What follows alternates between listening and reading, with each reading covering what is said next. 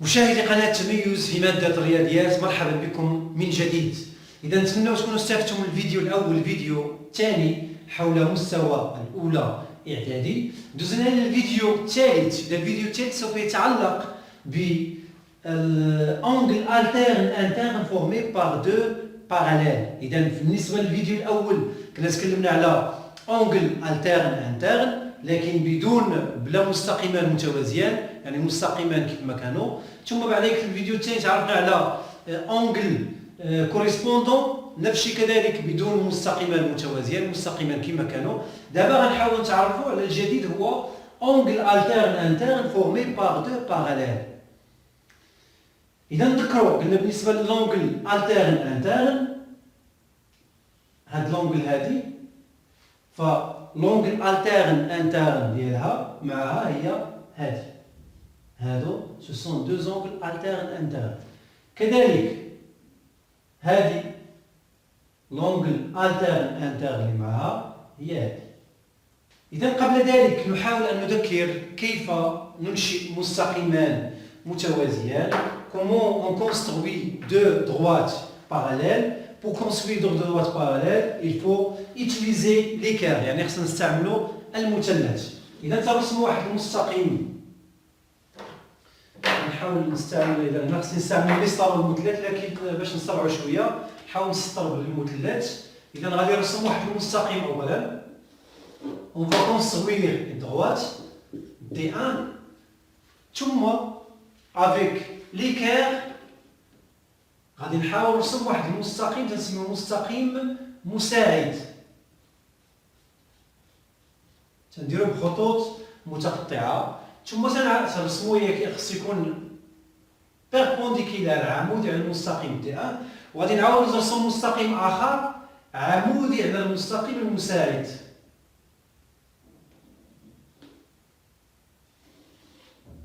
إذا الزاوية القائمة خصها تكون قادة على المستقيم المساعد. ثم أقوم بتمديد. On va prolonger cette droite D2. إذا فهاد المستقيمان D1 و D2 فهم مستقيمان متوازيان، دو droites parallèles. ثم كذلك نذكروا كيفية حساب قياس واحد الزاوية باستعمال المنقلة. إذا نرسم واحد الزاوية أولا،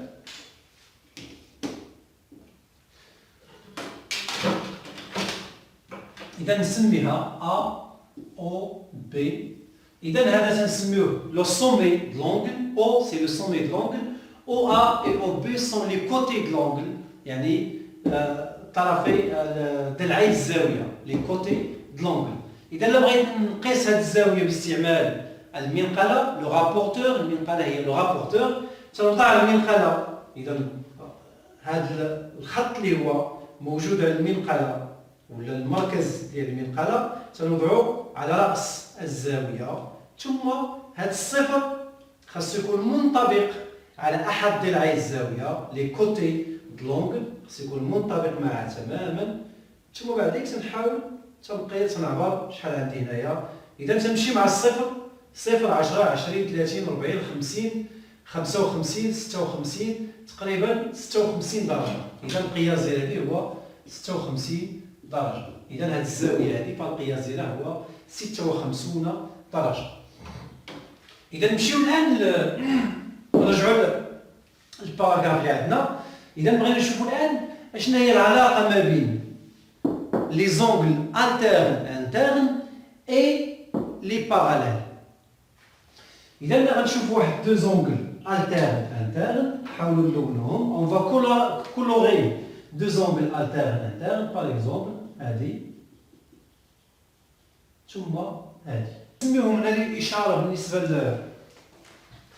بالنسبة للتسمية.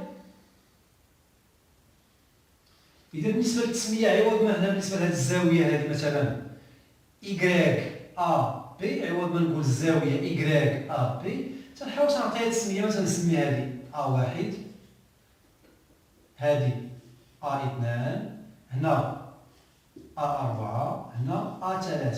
إذا عوض ما نقول الزاوية Y، هذه النقطة هذه اللي كانت قبيلة A بي تنقول الزاوية A4 باختصار، نحاول نختصر.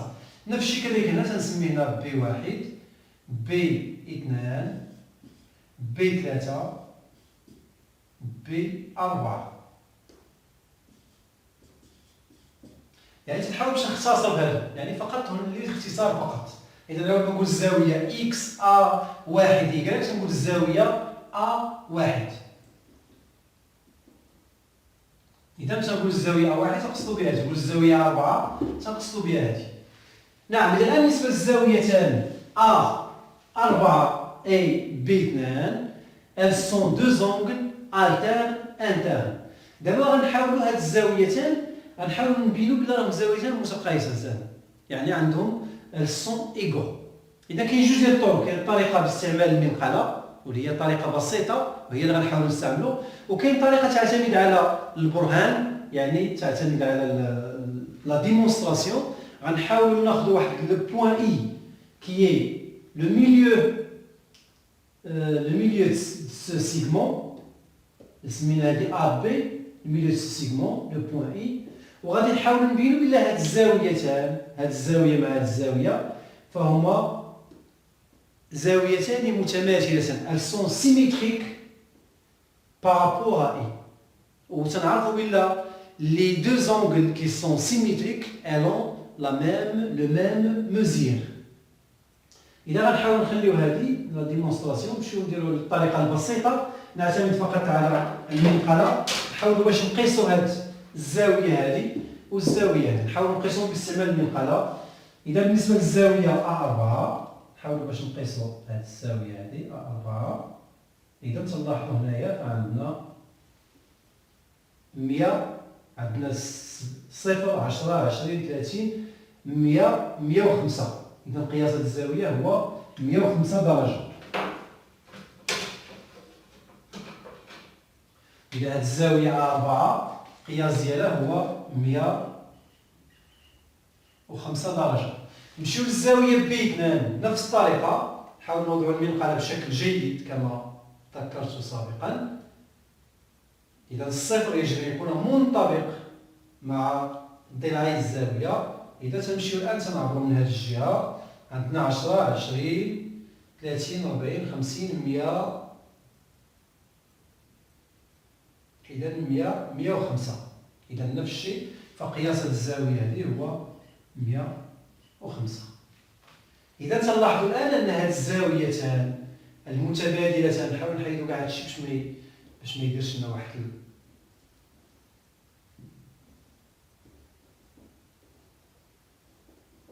نعم، تلاحظوا الآن أن هذه الزاويتان اللي هما زاويتان متبادلتان داخليا دو زونغل التيرن انترن لهما نفس القياس. إذا هذه فهي خاصية مهمة في هذا الدرس.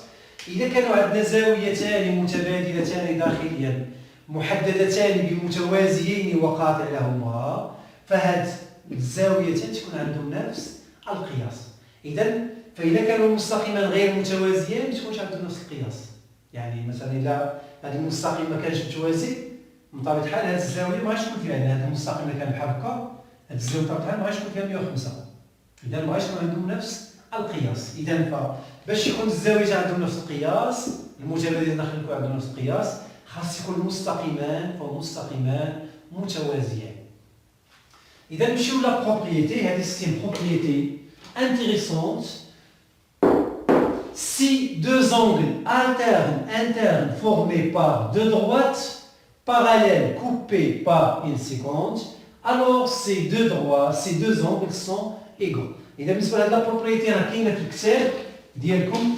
تنتكلم على الكتاب، يعني تنتكلم على هاد الكتاب إونيفير مات، يعني هذا هو الكتاب اللي هو عندنا في الجهة، في هاد الجهة اللي كاينة عندنا هنايا. ما عرفتش في الجهات الأخرى هل هناك نفس الكتاب أم كتب أخرى. إذا بالنسبة لهذه الجهة اللي عندنا هذا الكتاب هذا، وبالتالي هذا اللي تنتكلموا راه كاين في الكتاب، يعني تنتكلم عن هذا الكتاب.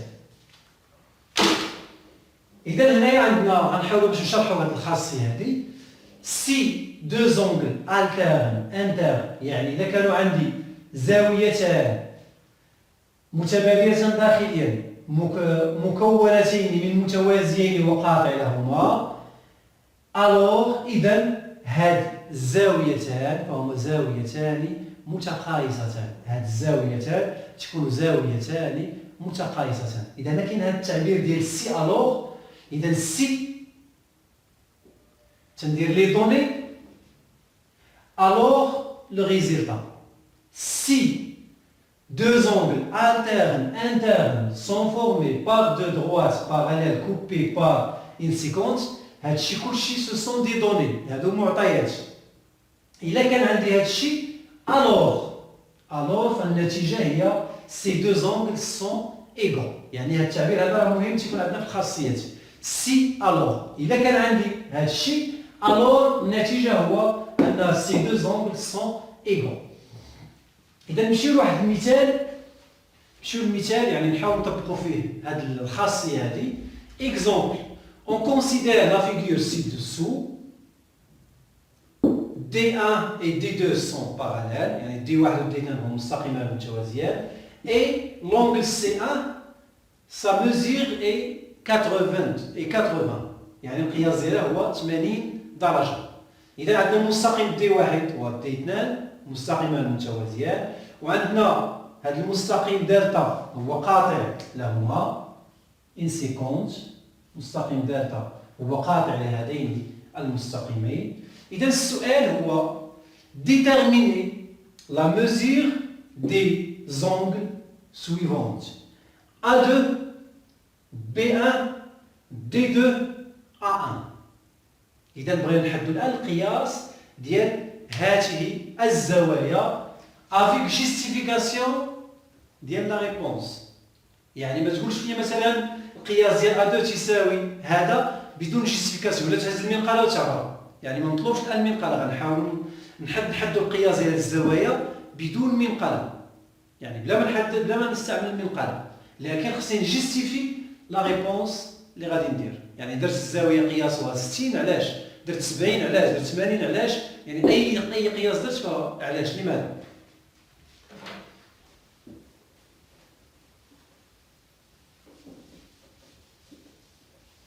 إذا غنشوفوا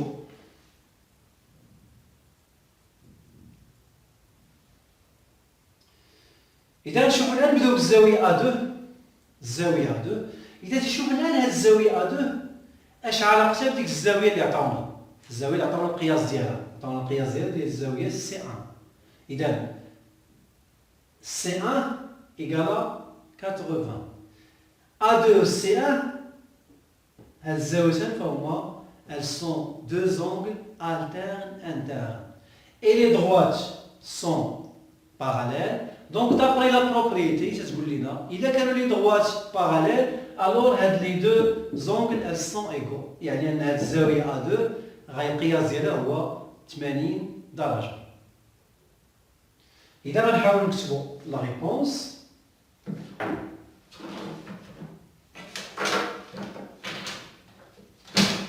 إذا غنكتب أولا A2 égale 80. هذا هو القياس ديالها. دابا خصني نجيستيفي كار ولا باسكو كار لي deux angles A2 et car les deux angles A2 et C1 sont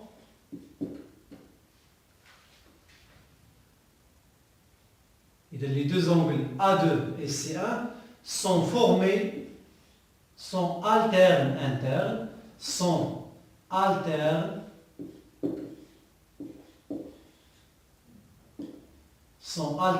internes formés par deux parallèles et une séquence. إذا الآن عندنا A2 égale à 80 car les deux angles A2 et C1 sont alternes internes formés par deux parallèles et une séquence. يعني هنا مهمة هاد formés par deux parallèles. يعني إلا قلنا A2 et C1 sont alternes internes راه يقدروا يكونوا alterne interne لكن ما متقايسينش. يعني إلا ما كانوش المستقيمين متوازيين، وبالتالي هذا الشرط ديال المستقيمين متوازيين يجب إضافته في التعليل ديال الجواب. يعني في لا جيستيفيكاسيون ضروري خصني نشير إلى أن هاد المستقيمان فهم مستقيمان متوازيين. إذا A2 égale 80 car les deux angles A2 et C1 sont alternes internes formés par deux parallèles et ils se comptent. نمشيو الآن للزاوية الثانية. الزاوية B1. إذا الزاوية B1 تنشوف الآن ولات عندي A2 قياس ديالها هي 80 وعندي C1 قياسها 80. تنشوف هاد B1 اش علاقتها ب A2 واش علاقتها ب C1. إذا ما عندها علاقة ب A2 لكن عندها علاقة ب C1. هاد C1 و B1 elles sont deux angles adjacents. Non, sont adjacents et supplémentaires. Elles sont deux angles adjacents et supplémentaires. On sait que les angles supplémentaires, leur mesure c'est 180. يعني هاد الزاوية B1 والزاوية C1 المجموع ديالهم هو 180 درجة. إذا إلا بغيت B1 غندير 180 ناقص 70 ناقص 80 درجة. إذا الزاوية B1 غتساوي لي 180 ناقص الزاوية C1. إذا غتساوي لي 180 ناقص 80 درجة غتساوي لي 100 درجة. إذا بالنسبة للزاوية B1 هذا هو التعليل، يعني هذا فهو كافي. يعني الزاوية B1 تساوي لي 180 ناقص يعني إلا درت 180 ناقص راه قلت بلي راه الزاويتان بلا ما غنكتب راه الزاويتان هما دو زونغل سيبليمونتير، يعني الاختصار فقط. يعني باش نختصروا B1 إيكال 180 موان C1 إيكال 180 موان ناقص 80 تساوي لي 100 درجة. نمشيو الآن للزاوية D2.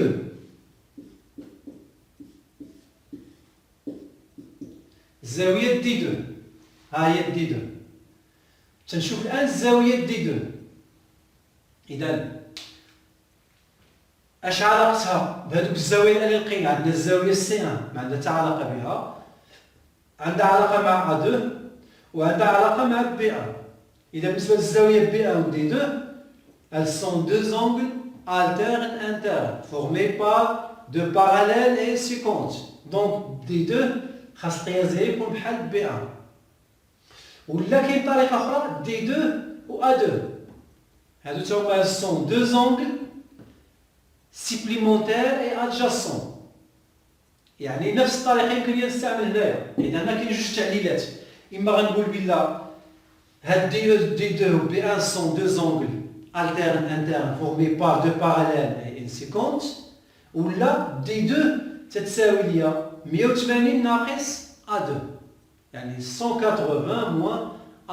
وهذه هي الأسهل. إذا غنديرو D2 تساوي لي 180 موان A2 180 موان أي مع A2 ما عندناش A2 شنو نعم A2 تساوي لي 80 درجة. إذا تتساوي لي 180 ناقص 80 درجة إذا غتساوي لي 100 درجة. إذا فالزاوية D2 القياس ديالها هو 100 درجة. راه قلنا بحال B1 راه B1 حتى هي وجدنا فيها 100 درجة. نمشيو الآن للزاوية الأخيرة A1. إذا الزاوية A1 تنشوف الزاوية A1 إذا عندها علاقة مع C1 وعندها علاقة مع B1.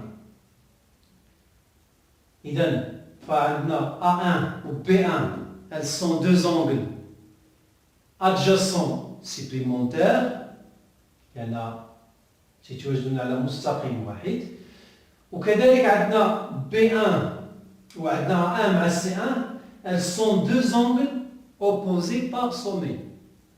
يعني فA1 و C1 غيكون عندهم نفس القياس، elles ont le même mesure.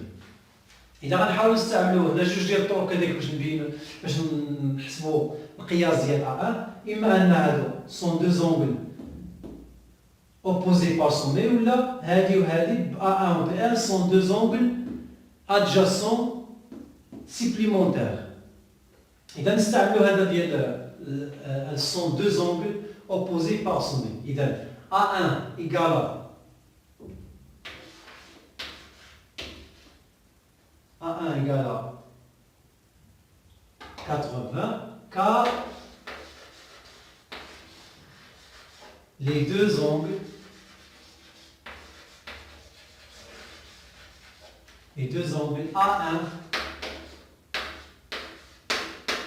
A1 et C1 sont opposés